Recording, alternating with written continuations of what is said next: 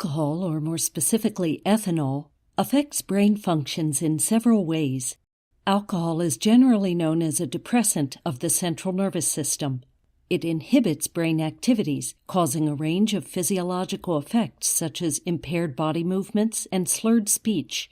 The pleasurable feeling associated with drinking, on the other hand, is linked to alcohol-induced dopamine release in the brain's reward pathway.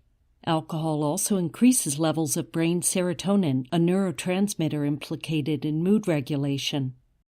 The brain is a complex network of billions of neurons.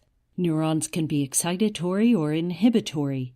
Excitatory neurons stimulate others to respond and transmit electrical messages, while inhibitory neurons suppress responsiveness, preventing excessive firing. Responsiveness or excitability of a neuron is determined by the value of electrical voltage across its membrane. Basically, a neuron is more responsive when it has more positive charges inside and is less responsive when it becomes more negative. A balance between excitation and inhibition is essential for normal brain functions. Short-term alcohol consumption disrupts this balance, increasing inhibitory and decreasing excitatory functions.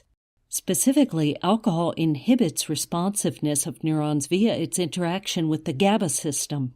GABA is a major inhibitory neurotransmitter. Upon binding, it triggers GABA receptors, ligand-gated chloride channels, to open and allow chloride ions to flow into the neuron, making it more negative and less likely to respond to new stimuli. Alcohol is known to potentiate GABA receptors, keeping the channels open for a longer time and thus exaggerating this inhibitory effect. GABA receptors are also the target of certain anesthetic drugs. This explains the sedative effect of alcohol.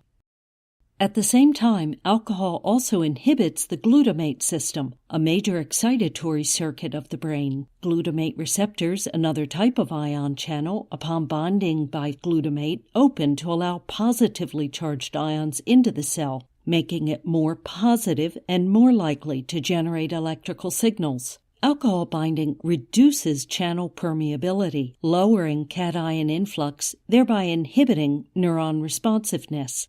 GABA activation and glutamate inhibition together bring down brain activities. Depending on the concentration of ethanol in the blood, alcohol's depressant effect can range from slight drowsiness to blackout or even respiratory failure and death.